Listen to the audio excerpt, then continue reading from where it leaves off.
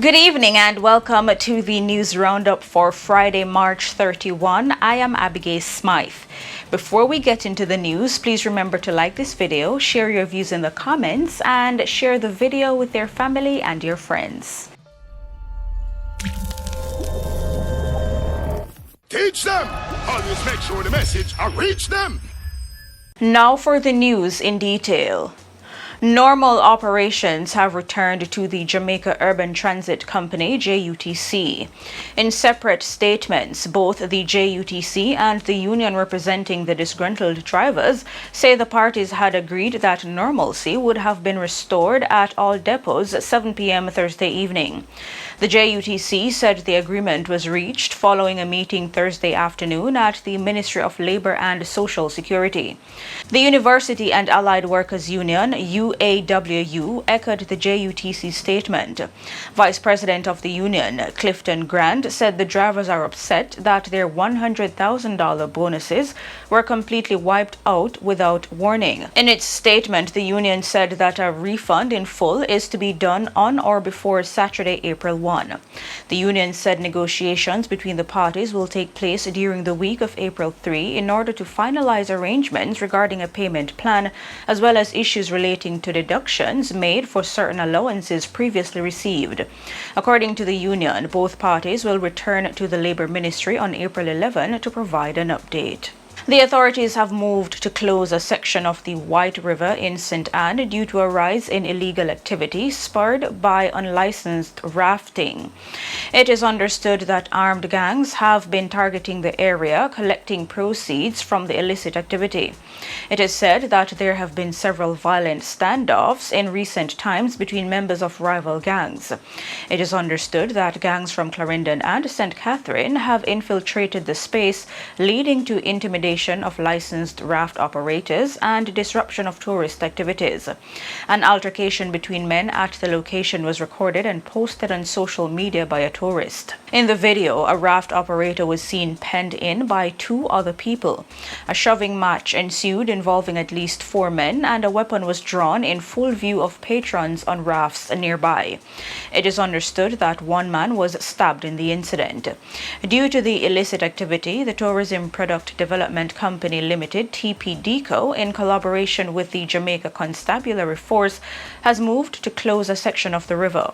The TPDCO says the section of the river under the bridge is closed by order of the rafting authority. The police warned operators to remove their rafts from the area by March 20, but TPDCO says the warning was ignored. In a statement, TPDCO says there have been multiple attempts to end illegal rafting on the White River. It says these attempts include several rounds of consultations with the illicit rafters following complaints from local and foreign patrons. TPDCO says the complaints range from sexual harassment to operators rafting while drunk and other criminal activities. Amid the delays in payment of March salaries to teachers, those who have been paid are reporting that the figures are incorrect. President of the Jamaica Teachers Association, JTA, Lysandra Harrison, says some teachers have not seen benefits and allowances owed to them. She says in light of these payment anomalies, she is calling on the Ministry of Finance to explain to the teachers the inconsistencies between what was expected and what was paid. The JTA president says the Finance Ministry should provide clarity on how certain calculations were done to determine the salaries of the teachers. Health and Wellness Minister Dr. Christopher Tufton says his ministry is concerned about 2 recently confirmed cases of locally transmitted Mpox. The cases are from Kingston and St. Andrew and brought the island's total confirmed cases to 21. One is noted as a contact from a previously confirmed case. Dr. Tufton did not give details about the concerns of his ministry, but said the investigation into the transmission is continuing. The Health Ministry is reminding people that the spread of Mpox may occur when someone comes into close contact with an infected person. Symptoms are usually mild to moderate and include fever, intense headache, swelling of the lymph nodes, back pain, muscle ache, and/or a rash on the skin. Members of the public who experience these warning signs must immediately isolate and call ahead to their health center or doctor before visiting. In the meantime, opposition spokesperson on health, Dr. Maurice Guy, says the country should expect to hear more confirmed cases of Mpox. Dr. Guy says infected people may be unaware of their status and this will cause the virus to spread. 60 mothers at the Victoria Jubilee Hospital in Kingston received care items under the Ministry of Health and Wellness Maternal Health Program on Wednesday. The initiative, dubbed Start Right, provided the mothers with items such as infant bed and the snuggle nest packed with supplies such as diapers, skin care and hygiene products. The disbursement at the maternal hospital is the first of a part of 100. The program, which was officially launched in January, will later target some 2,000 mothers across all birthing sites. State Minister of Health Gillette Cuthbert-Flynn says the initiative targets vulnerable mothers. What this program is trying to do is to respond to the vulnerable mothers of this country, specifically high-risk mummies, low-income pregnant women who we want to receive them into care. Additionally, the state minister notes that the Ministry of Health and Wellness is working to lower the country's maternal morbidity and infant mortality rates. We want to make sure that we get our maternal mortality rate down to 70 per 100,000 live births. We want to get that down. We're not where we should be now. And this program is one such program to make sure that we get our mothers into care, mummies, before you give birth.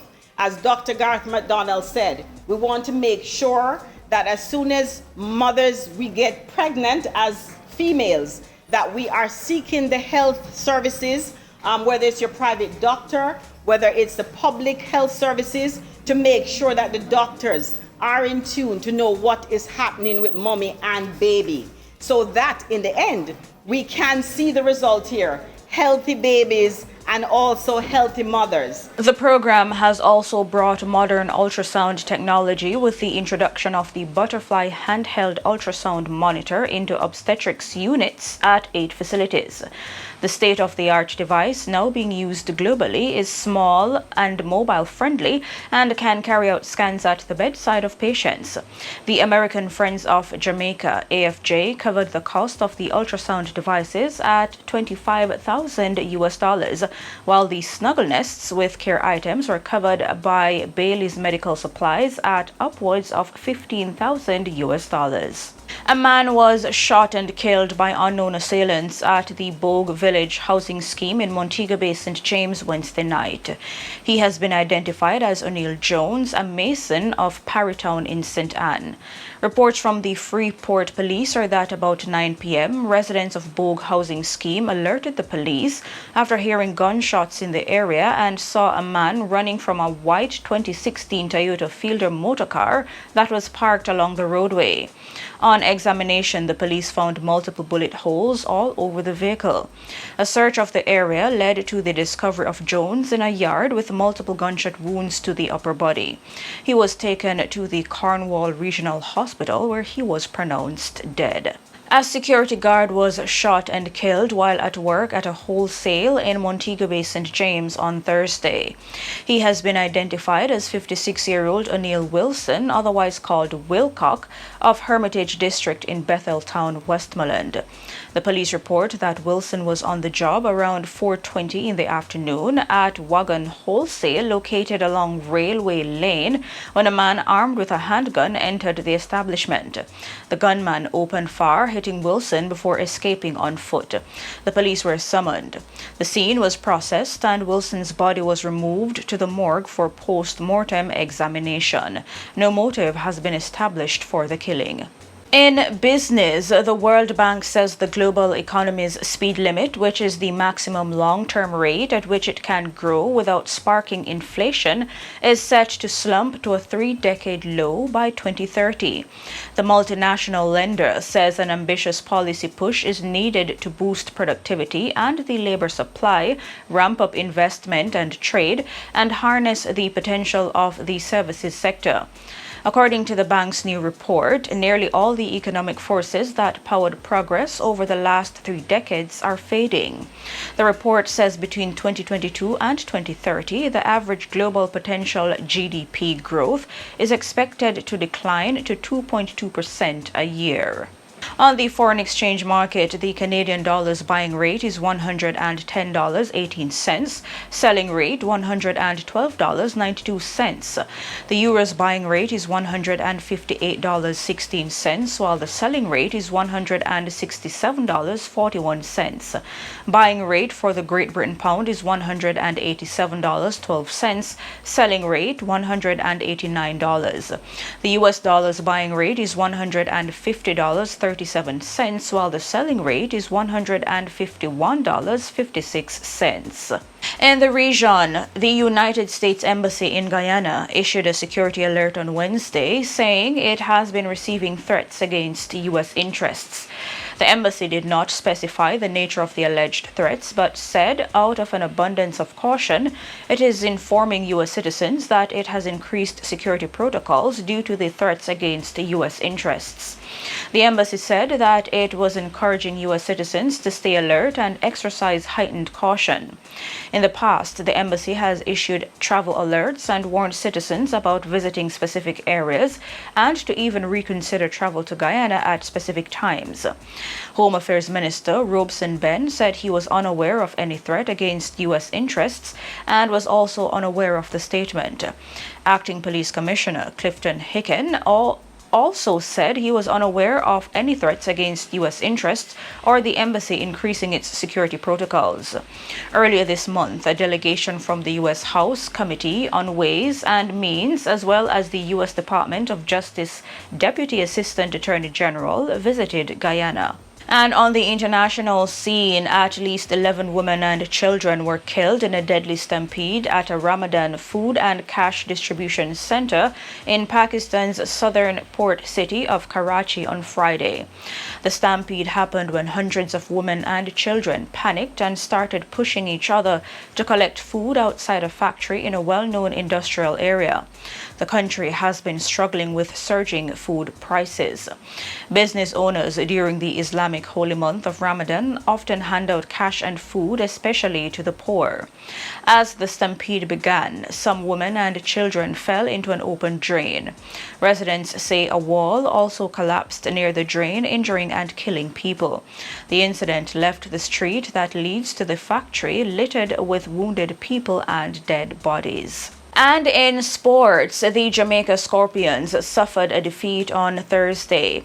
They were bowled out for 125 in reply to Trinidad and Tobago Red Force 302 all-out in their first innings on day 2 of their 5th and final round regional 4-day clash at the Brian Lara Cricket Stadium. And 3 Jamaicans will be officiating at this year's FIFA World Under-20 Championship.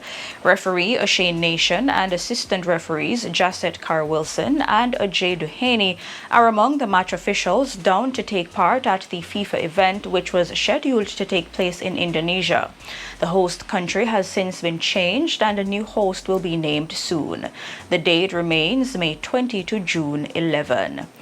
And that's it for your news roundup for today and for this week. Please remember to like this video, leave a comment, and share the video with your family and your friends.